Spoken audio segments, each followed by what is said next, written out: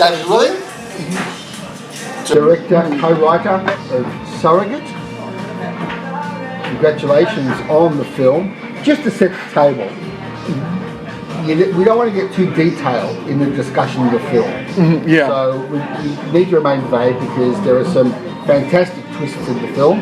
Don't want to give any of it away. But just broadly, elevator pitch. I know you've been interviewed a million times. It's the millionth first. How would you, in an elevator pitch, describe the film?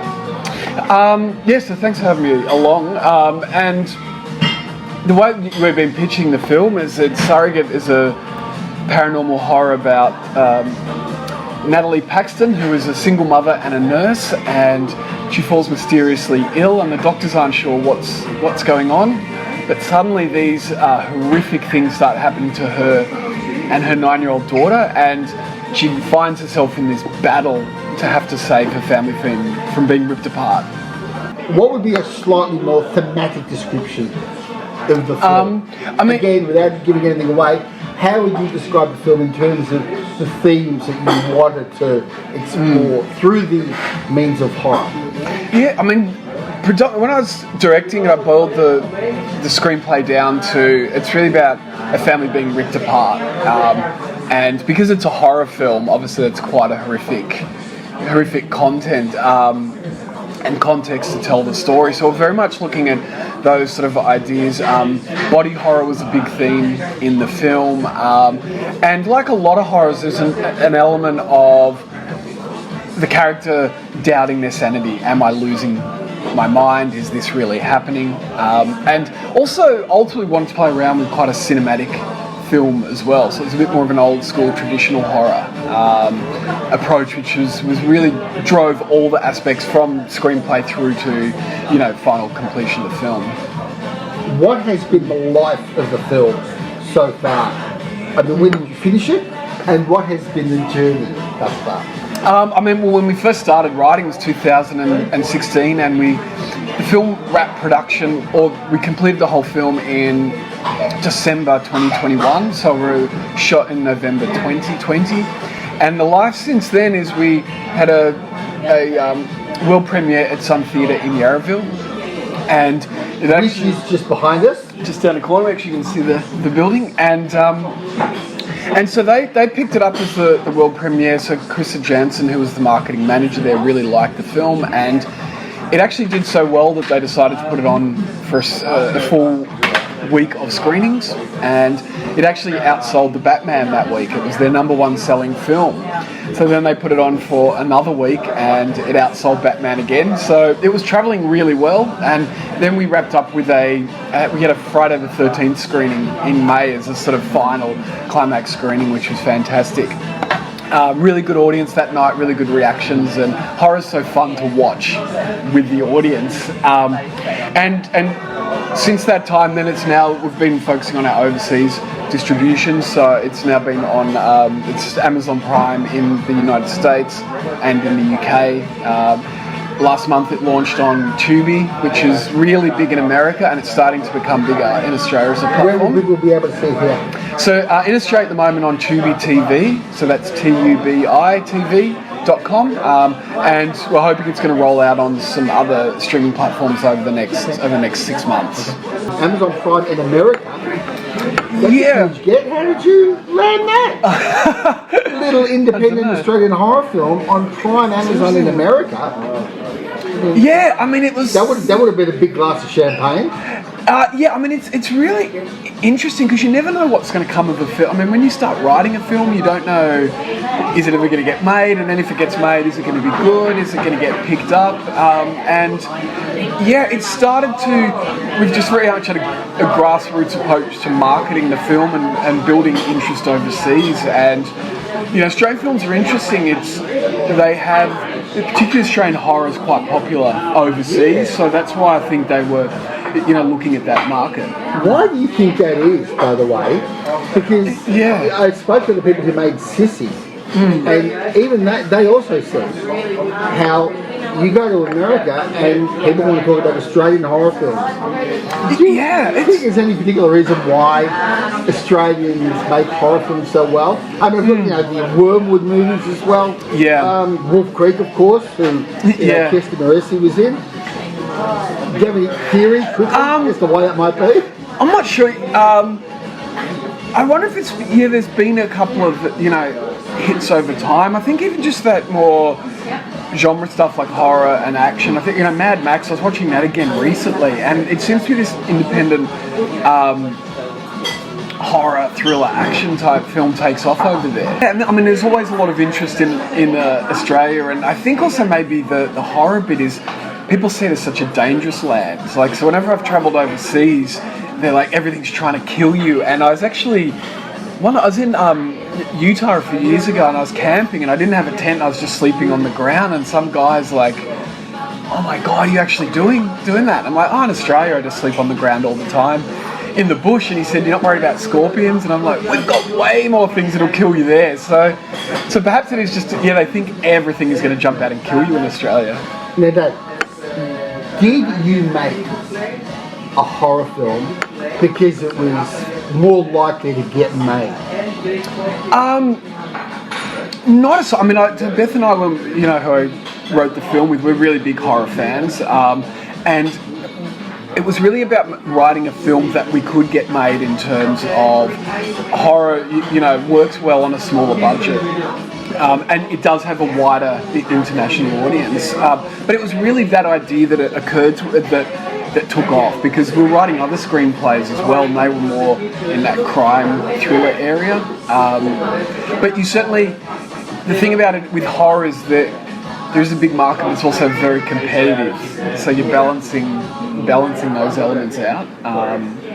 But yeah, you can certainly make waves with a horror film as well. In this film, you've got three remarkable young actresses. What was it like working with children? It was great. The first day of auditions, I did text Beth, and I was like, what were we thinking writing three child characters that all have to be the same age? And I'd never directed children. They were all around. At the time they were all 9 years old when we shot the film. And so how did you get them? And what was your audition process like? We cast.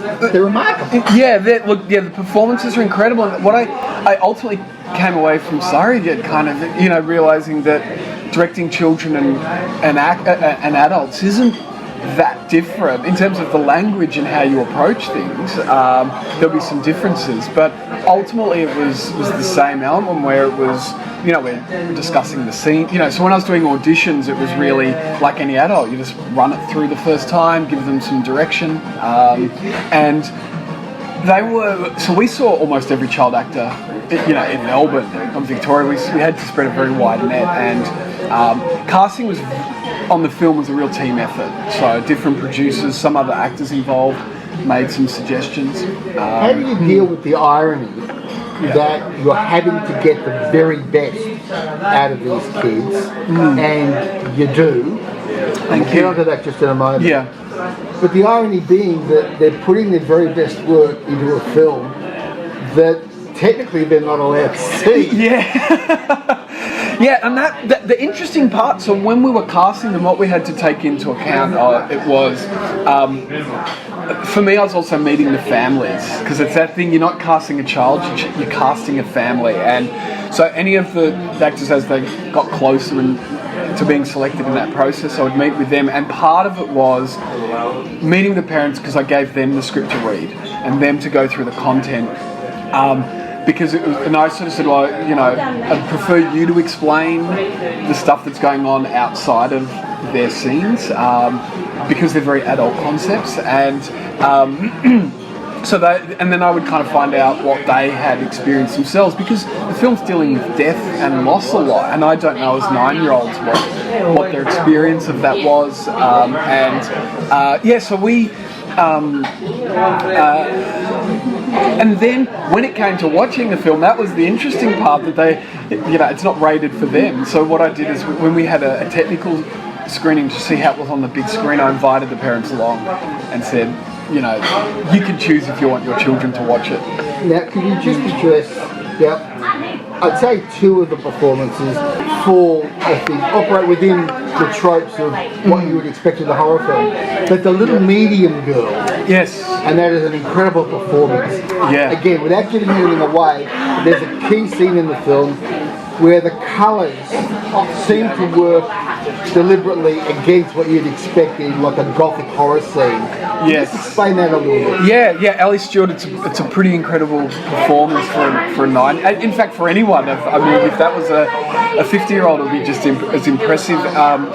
And yeah, there's stuff about that. So there's a set piece, big seance scene in the film using mirrors and a 9-year-old medium. And I love that you've picked up on the colour design because myself and Ryan, who was Ryan Antino was the costume designer, and I said to him, I was like, the cliche would be to make it a little gothic girl that sees spirits, and then we kind of said maybe we'll go something bright, and so we had this idea of a pink dress, and he's an incredible not only designer but costume maker, and he made that dress, and when we saw it in it, we're like, this is going to look incredible on screen, but it was a risk because you don't know, it might have completely failed.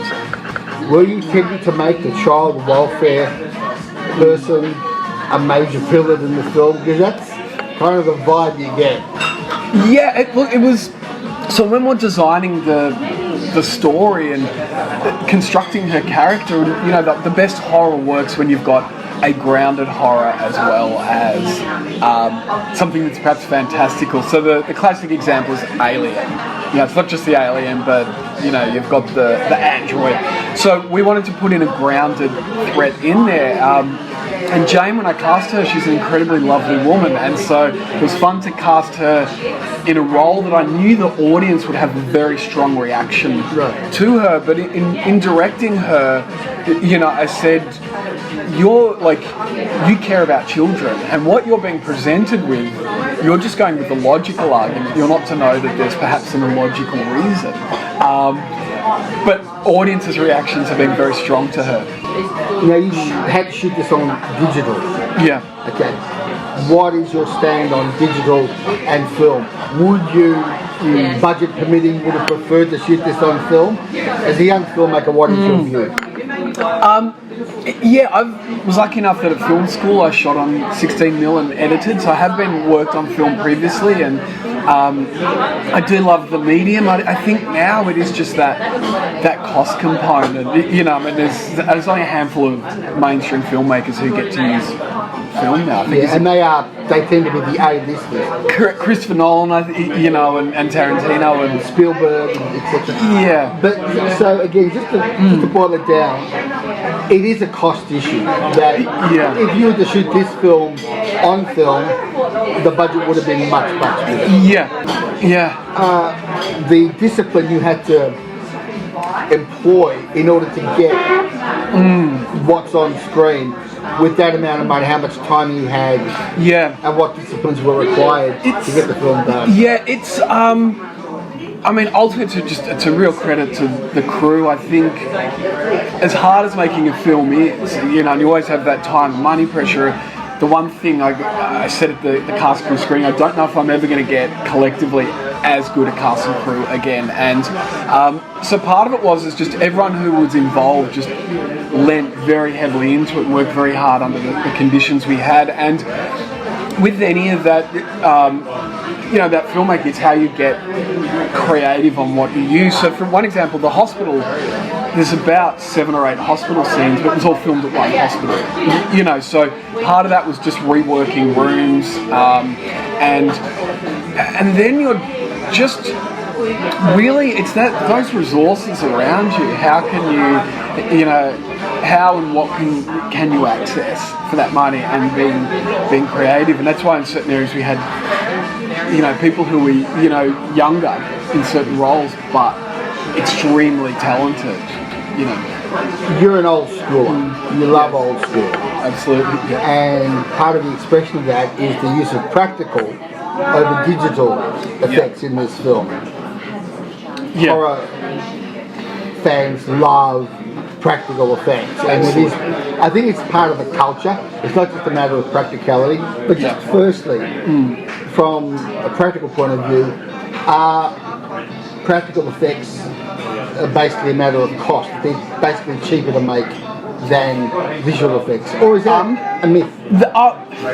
In terms of, you get advantages and disadvantages. If I had the budget to do digital, I still would have done practical on this film, because I, not only as a horror fan, but I do know that horror audiences prefer practical stuff, and I think because it's more visceral, you know, and you really feel it, and there is, which is referred to in the trailer, but there is a notorious blood scene in the film. And when we did that on set, and Renee, who did an amazing job on the makeup, she was like, oh, you know, I've got a litre of blood in there, and I said, let's make it 2. And you know, and there's no way a digital effect will match that.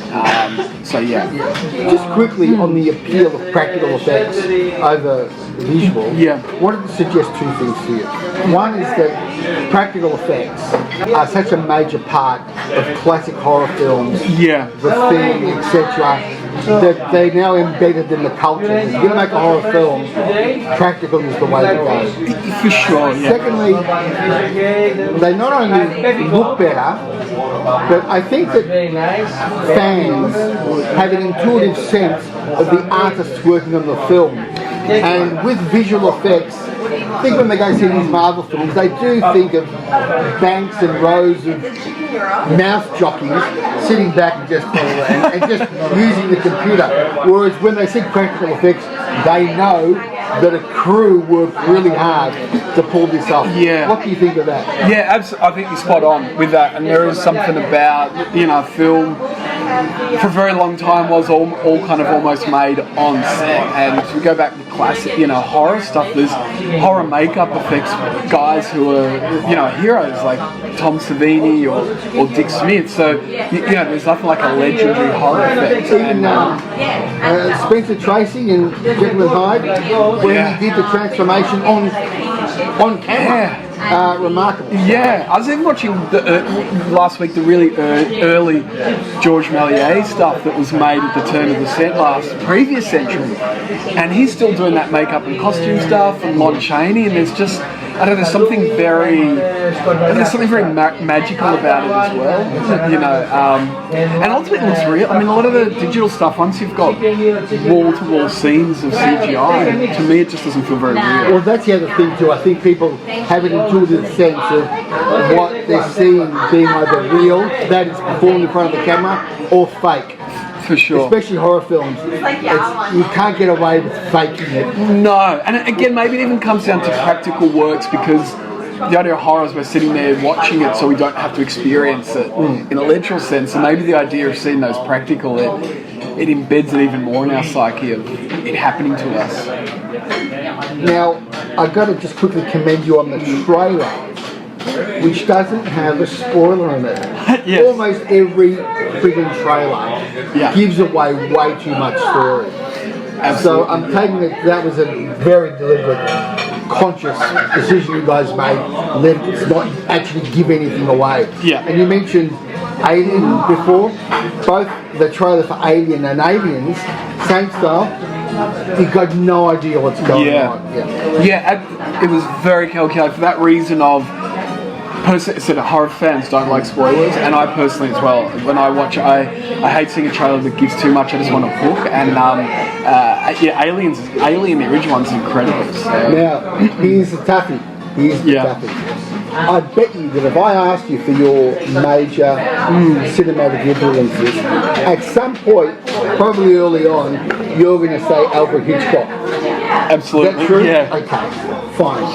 Almost every filmmaker who works in this genre mentions Alfred Hitchcock. Give us a solid example in Surrogate where you believe the imprint of Hitchcock is there on the screen. Yeah, I mean, yeah, his shadow just goes across all of cinema, so it's hard not to be influenced. And yeah, I love Birds and Psycho. One thing I guess would be when Natalie goes to a house to do some investigate. So she goes to 2 houses. So I'm talking about when she goes to the woman she sees in the news report. And I think that idea of someone snooping around a house and then another person becoming aware of their presence, and it's that tension of we let the audience know that the person is onto them, and then we stay away and we're like, when are they going to get them? Hitchcock was the master of that. Yeah, so. still, don't want to get off on a digression. Yeah. But it is still absolutely remarkable that his last film, Family Plot, which I think is a very underrated film in terms of had a structure, a mystery thriller. 1975, I think it was. I can't remember exactly. So we're talking 50 years. Yeah. And as you say, that shadow is long and very deep. So, I actually was watching an interview with William Friedkin recently, and he said, you don't need to go to film school, just go watch Hitchcock's films and that'll give you everything you need, and there is I guess a truth to that.